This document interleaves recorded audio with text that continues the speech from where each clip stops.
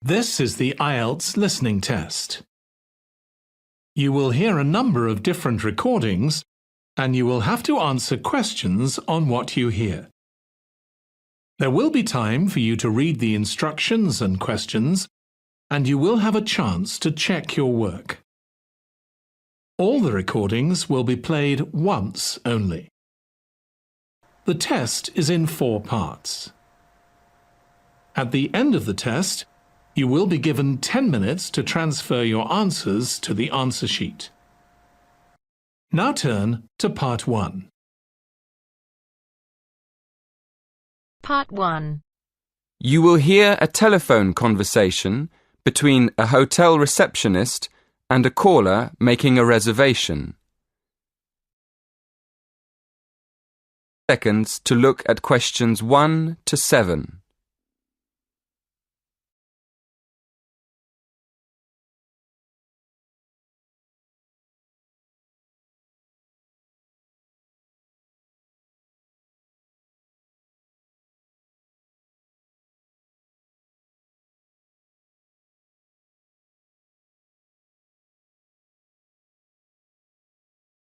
Now we shall begin. You should answer the questions as you listen, because you will not hear the recording a second time. Listen carefully and answer questions 1 to 7.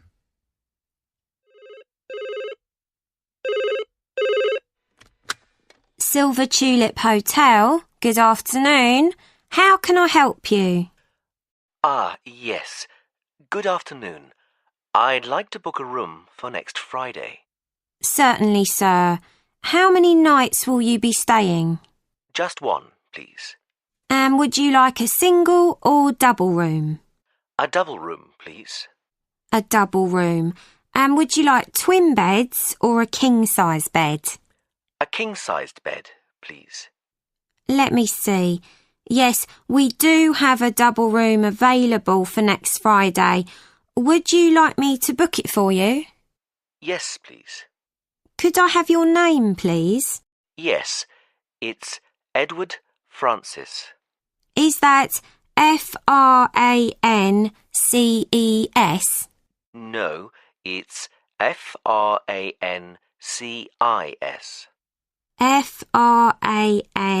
Francis. Yes, that's right. And your home address, please, sir? Yes, it's 23 Cypress Avenue, Cambridge. Is that Cyprus? No, Cypreess, like the tree. Oh, I see. And your postcode is? CB3 9NF. And it's just for one night? Yes, that's right. We can reserve a parking space for you. Are you coming by car? Actually, I'll be taking a taxi from the station. That's fine. And one last question. Would you like dinner and breakfast? No dinner, thank you. But I'd like breakfast. Just breakfast. So, to confirm, you're arriving on Friday the 16th of April and leaving on Saturday the 17th. That's one night in a double room with a king-size bed with breakfast. That's right. Thank you very much. Before you hear the rest of the conversation, in the exam you will have 20 seconds to look at questions 8 to 10.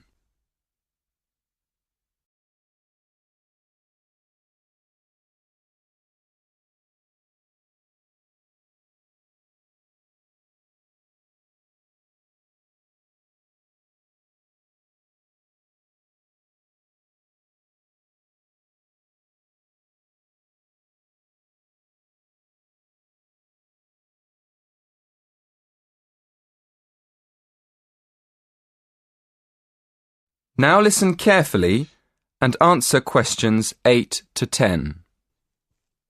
And could I have your mobile number, please? Yes, it's 07976 122 577. No, sorry, it's been changed. It's 07961 121 597. 07961 121 597. Thank you. Is there anything else I can help you with? Yes, I'm having dinner with a friend. Could you recommend a good restaurant nearby? That would be the Winston Churchill. It's about a mile from here. Perfect. Could you please make a reservation for 7 p.m. and leave a message with the details for my friend when he arrives? Certainly. What is the gentleman's name? Mr. Alaoui.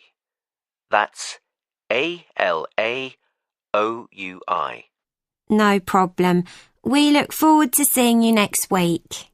Thank you. That is the end of part 1. You now have half a minute to check your answers.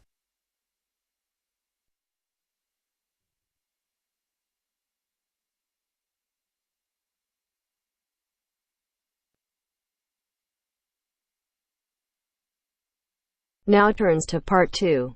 Part 2. You will hear a tutor and some students discussing choosing courses at a college.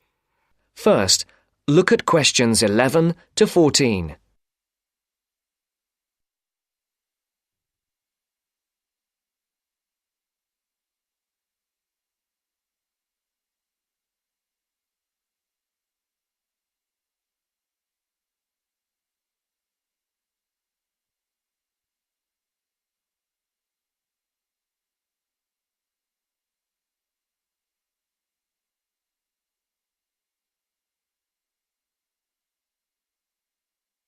Listen carefully. As you know, this week you choose your modules for the first year of study. So this introductory meeting is aimed at helping you make informed choices. I think the best way to do this is on a question and answer basis. So, who'd like to start? Pat? Yes. There's something I've been wondering about. Will my choice affect my career opportunities? Well, for most students, the choice of Level 1 modules won't be crucial in terms of a later career. In fact, many graduate-level jobs will accept graduates from a range of degree courses. Employers will often be at least as interested in how well a student has performed academically and how the whole experience of university has developed the student as a person, as in the detail of the course options chosen. Selecting modules that will interest you and in which you think you will be particularly successful is therefore also likely to make good sense in career terms. On certain degree courses, though, module choice can be important. This applies mainly to vocational courses, where the degree confers an accredited professional training, as well as university education. Usually the modules students are required to take will include all those needed to meet those professional requirements. Your academic department, in this case Chemical and Process Engineering, and the university's career service will be able to advise you, and will be pleased to help you sort out anything you're not certain about. Right. Before the broadcast continues, look at questions 15 to 20.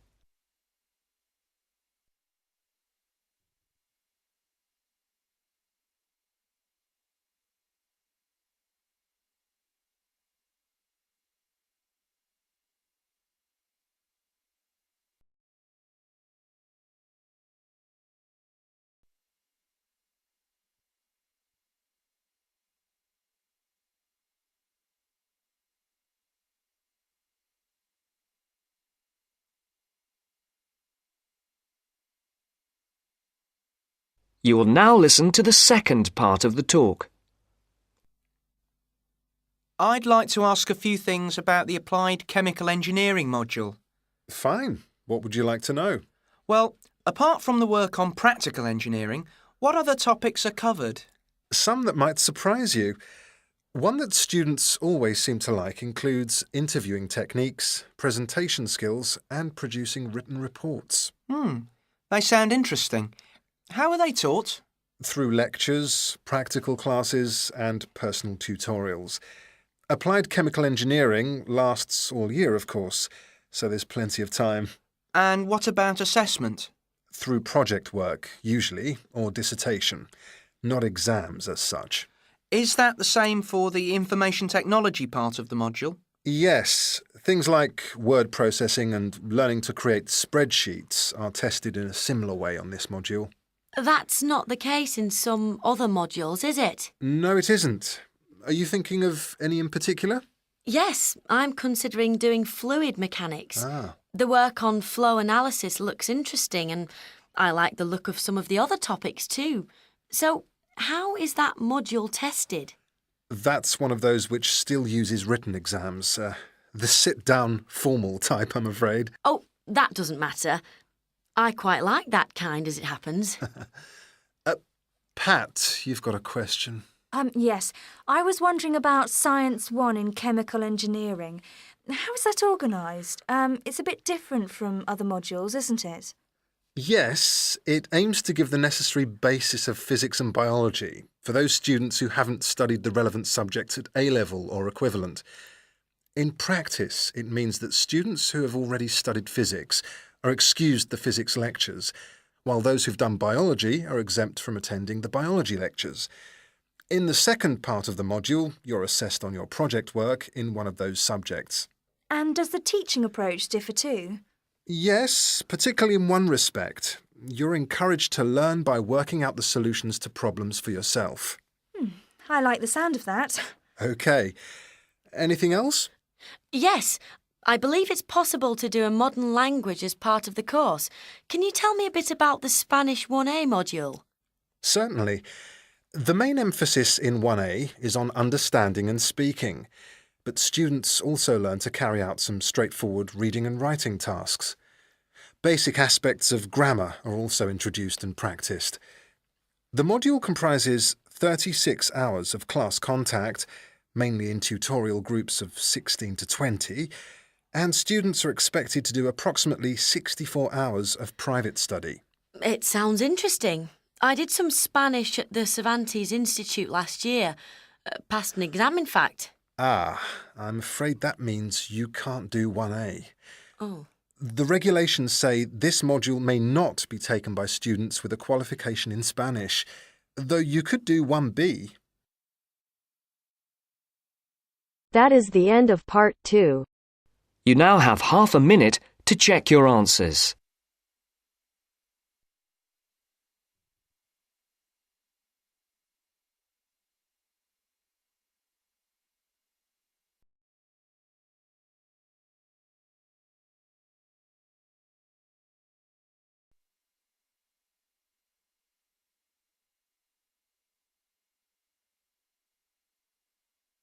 Now turns to part 3. Part 3. You will hear part of a lecture about tourism in the leisure industry. First, you have some time to look at questions 21 to 25.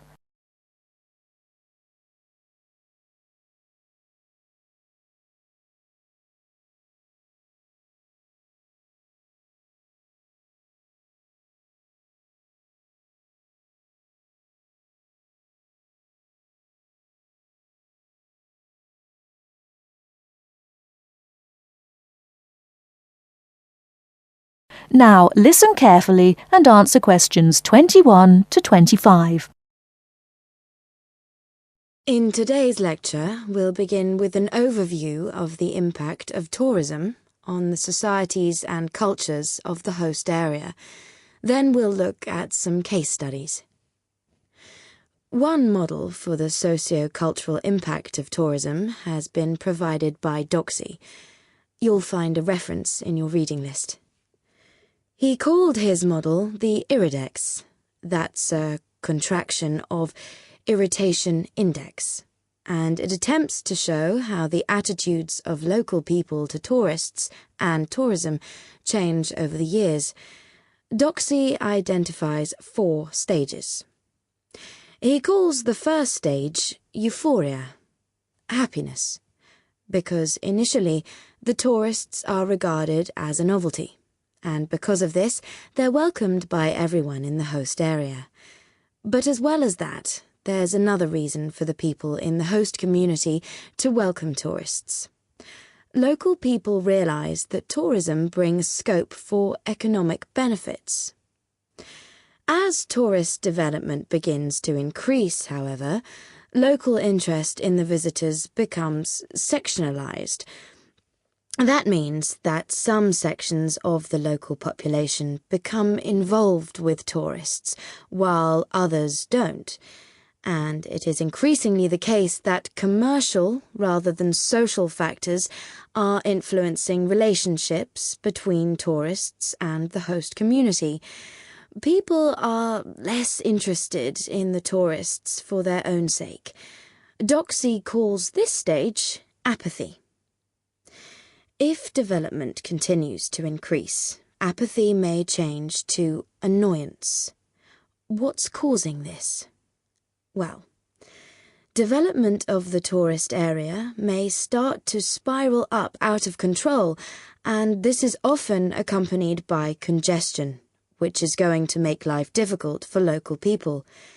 So the policymakers, the government, the local authorities and so on provide more infrastructure for the area, more roads, more car parks and so on, to try to help cope with the influx of tourists.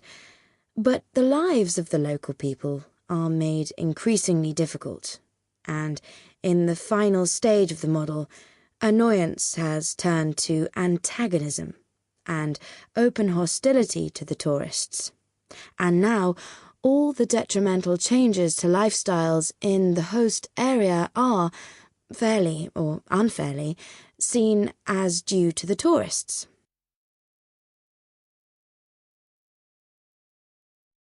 Before you hear the rest of the talk, you have some time to look at questions 26 to 30.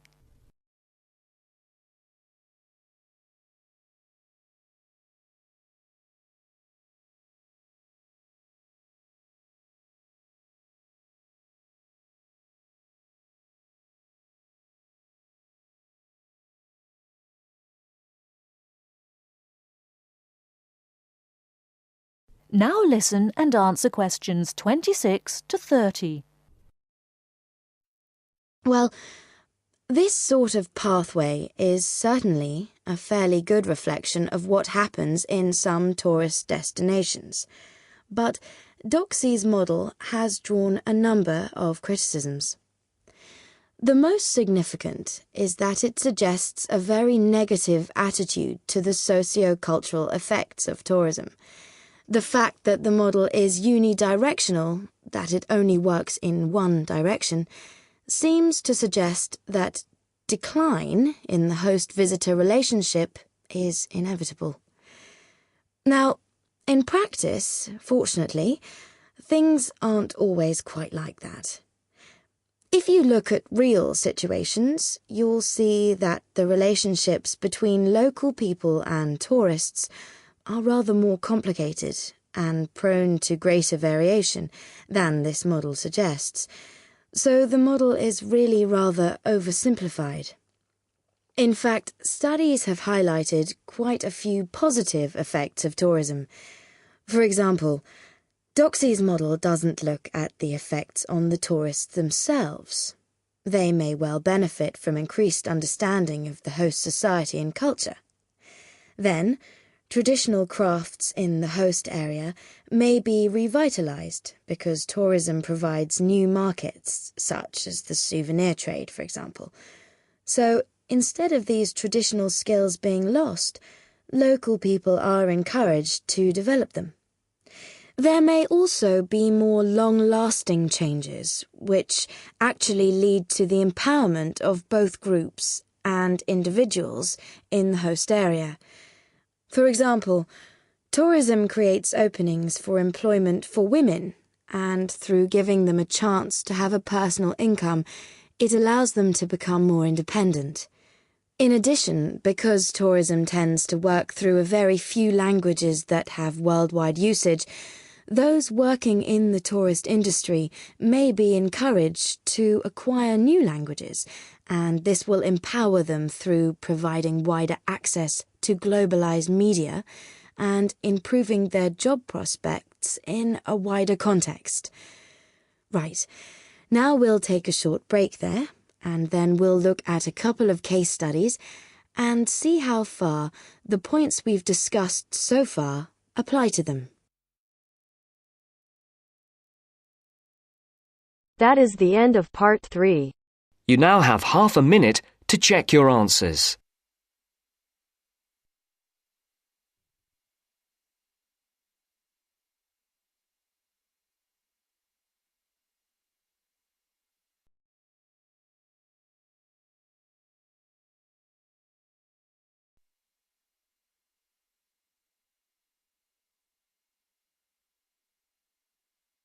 Now turns to part 4.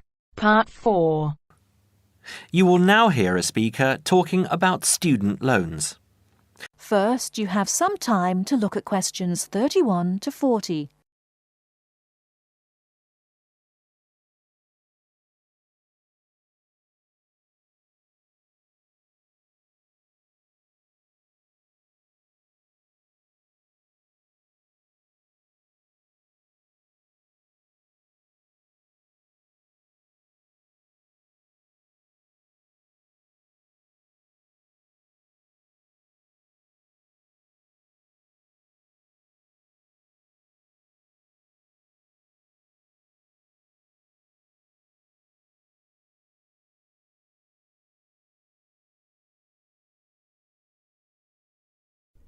Now listen carefully and answer questions 31 to 40. Thanks for turning up today and welcome to this short talk on student loans. What you'll hear from me today are a few starting points, which should guide you in the right direction for what is suited for you. I'm assuming that most of you have an account at a bank or building society that you can draw funds from. These funds will either be your own or through a loan you may have with the bank. You may even have a credit card you can use. If you don't have a bank account, I suggest you open one with one of the major banks. It's the best option as you will find major banks have more outlets. Within the city and in close proximity to the university are HSBC in City Plaza, Barclays in Ragdale Square, National Westminster in Preston Park, and Halifax in Hope Street. At this stage, I just want to inform international students that not all the services available for resident students will be available to you. As international students, you need to provide documentation stating that you have funds available to see you through the duration of your study. Different banks have different policies, so search out the one that will benefit you the most. You will also need to provide a photocopy of your passport and certification of your enrolment in the university. The most common way of taking out a student loan is either through the university or through a banking institution. If you decide to go with the university, again, you need to supply a certification of enrolment and passport if you're an international student, or if you're a resident, you will only need the enrolment details. One word of warning is that you need to be clear on the interest you will be paying on your loan. The interest level through some universities is almost as much as the loan itself, so if you borrow £10,000, you might have to pay back close to 20. Also, with student loans through the university, you have a limited time to pay them back, and this time is not flexible. You might have only 1 year. You might have 5. As I said, different universities have different policies. This university, for example, has an interest rate of 23.5%. It's quite high, but not as high as many of the other larger universities. The other option is to take out a loan through your bank.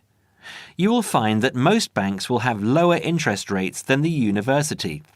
They average roughly between 14.5 to 18.5%. Banks also give you an option of over how many years you want to make repayments. You can basically choose to pay it back in a year or in 10, even more if you are finding it difficult. Make sure you have an account with the bank you decide to go with. Either a current account or a savings account is enough.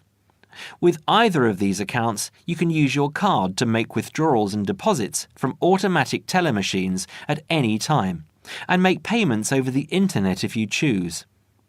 You can also use Maestro, one of the systems which automatically take the money from your account at a time that you have specifically stated, and deposits it into a nominated account of your choice. You might decide to have £150 taken out each month, and each month this is what will happen. Also, check what fees apply with what services. Some services are free of charge, but they are few and far between. OK, so that's all from me. If there are any questions related to what I've covered today, please raise your hand. That is the end of part 4. You now have half a minute to check your answers.